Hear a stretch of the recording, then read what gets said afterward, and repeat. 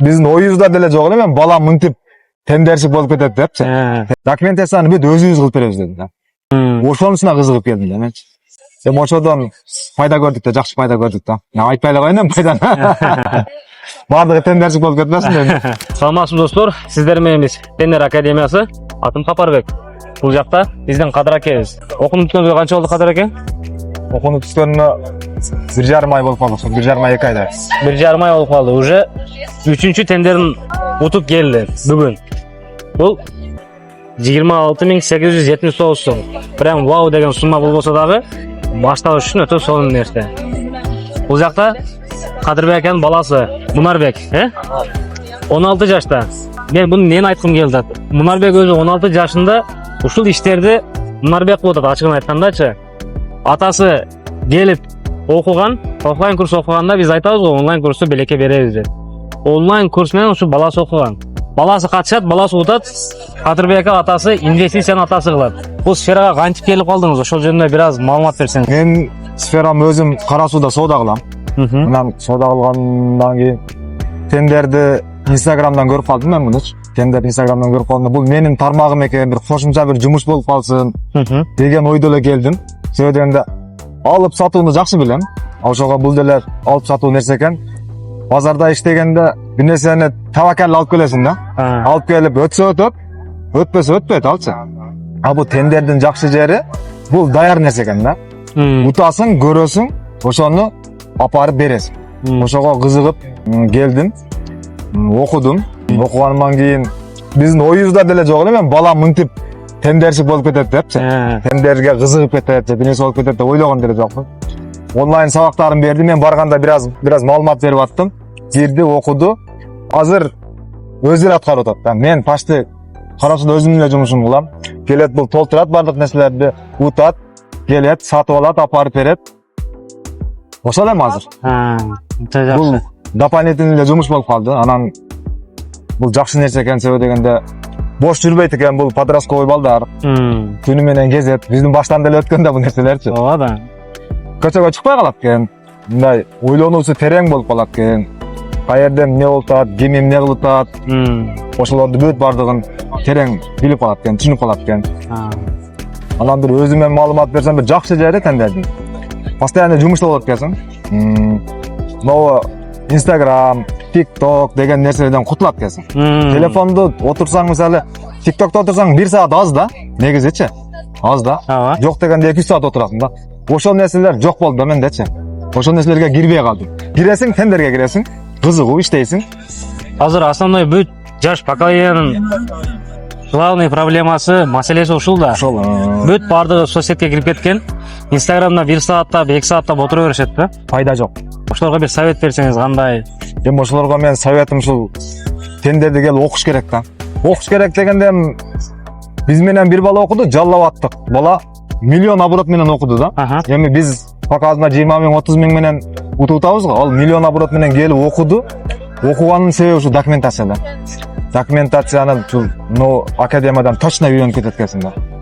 Ошол биздин утук ошол экен да. Документацияны түшүнүп калат экенсиң. Сизге дагы бир суроо.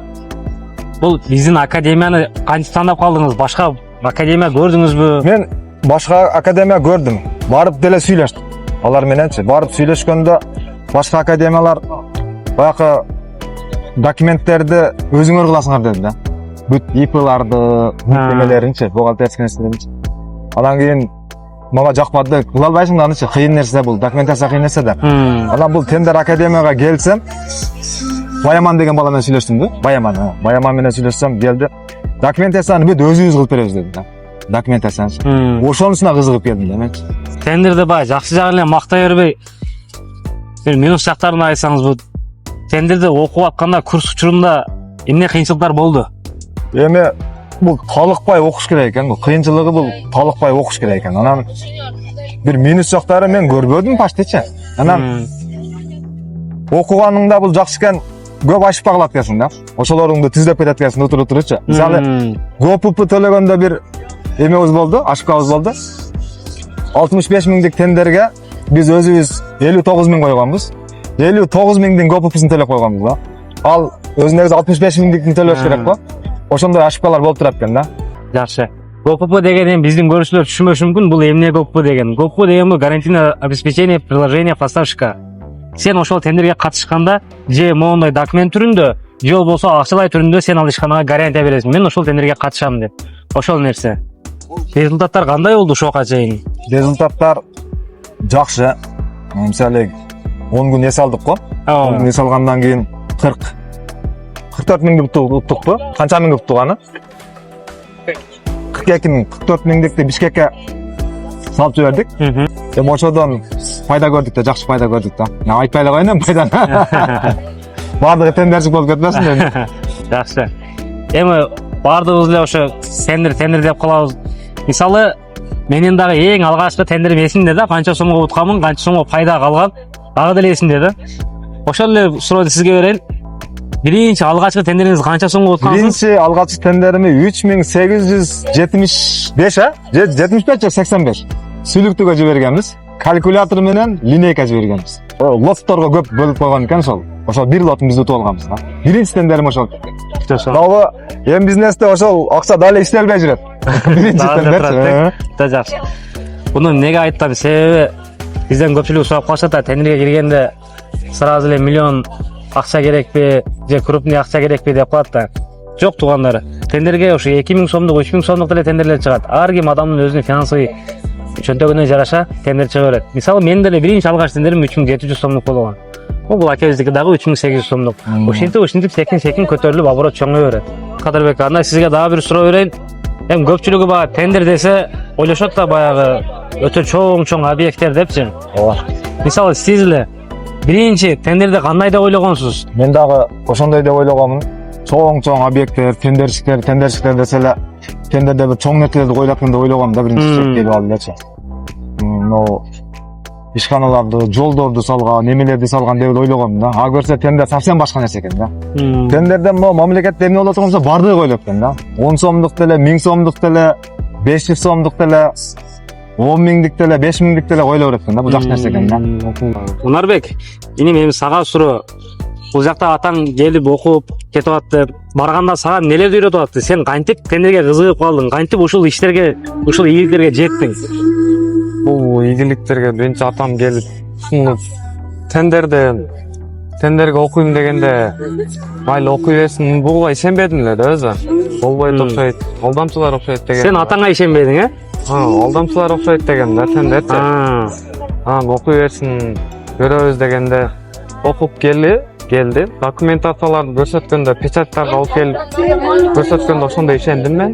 Анан кийин афил толтуруп атканда ошол кичине кызык деди. Афил толтуруп атканда жанына алып барып кошулуп толтурмуш болуп. Көпчүлүк айтып калышат да, орусчаны билбесең кыйын го деп. Мисалы сенде кандай болду? Ошол жерде готовый тексттер болот. Ошону копировать этип, ордуна коюп коесуң. Готовый шаблондордун ордуна эле ишкананын эмне табак сатап келесиң, ошону эле копировать этип коюп коет келесиң, э? Оңой эле. Ал эч кандай кыйынчылыгы жок. Готовый нерсе ал. Бул биздин практикабызда 16 жаштагы бала ушул иштерди кылып атат да. Бул мен үчүн дагы өтө чоң бир жетишкендик да. Биздин академия үчүн, тендер академия үчүн дагы өтө чоң жетишкендик. Себеби улууга чейин 16 жаштагы бала бунтип тендер уткан эмес. Туура, атасы окуду. Ошол эле учурда атасы баягы бизче айтканда өзү окуду. Биз айтабыз го, онлайн, офлайн окугандарга онлайн видеоуроктор белекке беребиз деп. Ошол онлайн видеоуроктордун арты менен уже баласы чоң бир кесипти үйрөндү да. Уже келечекте бул бала Россияга мигрант болуп кетпейт. Себеби эмнеге? Уже бул нерсенин нанын жеп калган. Уже дамын билип калган, кантип иштегенди. Көрдүңүздөрбү? Бул нерсени эртең сиздер деле кылсаңыздар болот. Мына 16 жаштагы балдар кылып атат. Ушундай эле жөнөкөй туугандар. Бул дагы бир кыстырып кетчү нерсе. Документациячы. Бунучу 5 жылда университеттерге барсаңчы. 5 жыл окуйсуң да документациягачы. Өтө кыйын, бул документация кыйын нерсе да негизичи. Ошондо бул үйрөндү да, мен дагы үйрөндүм, бул дагы үйрөндү да. Ал документацияны. Бул эң чоң утук ушул да. Анан менин экинчи чоң утугум, мен бул ноутбук, компьютерлерди жакшы түшүнбөйдүм да. Бир ок менен 2 коен атты деген бар го, ошол да. Плюс эмен дагы кошо үйрөнүп кеттим да менчи. Компьютерди дагы үйрөнүп кеттим. Мен нөл келгенмин да, вообще көрдүң го биринчи келгенде. Компьютер менен келгем, ноутбугу жокчу. Ал видеону дагы кийин кошуп коебуз. Кадырбек ака жаңы келгенде өзүнүн үйүндөгү компьютерин көтөрүп келген да. Компьютерин Ноутбук жок деген. блогу менен ошо көтөрүп келген, ноутбугу жок келген да. Келип ошол биздин окуу жайга ошол жерге коюп 10 күн ошол жерде сабакты как положено окуган. Айтайын дегеним, кече жалоотка барганыбызда да бир адамдар ноутбугуң болбосо окуш кыйын го деп ноутбукту сөз кылып калды да. Эми окуйм деген адам нарагында бар адам ал нерсени ушундай кылбайт да. Любой нерсени кылса болот. Бардык нерсенин чечими бар дегендей. Аке чечимин тапты, себебин кылып окуду. Буйруса алдыда мындан да чоң, мындан да жакшы иштер күтүп турат деген биз чоң бир ийгиликтебиз. Биздин Тендер Академия сиздерди дагы да колдойт. Дайым келсеңиздер, биздин эшик сиздер үчүн ачык. Чай үстүндө, документ үстүндө маектешип, буйруса дагы жакшы күндөрдө жолугабыз деген чоң үмүттөбүз аке. Мыне, адет.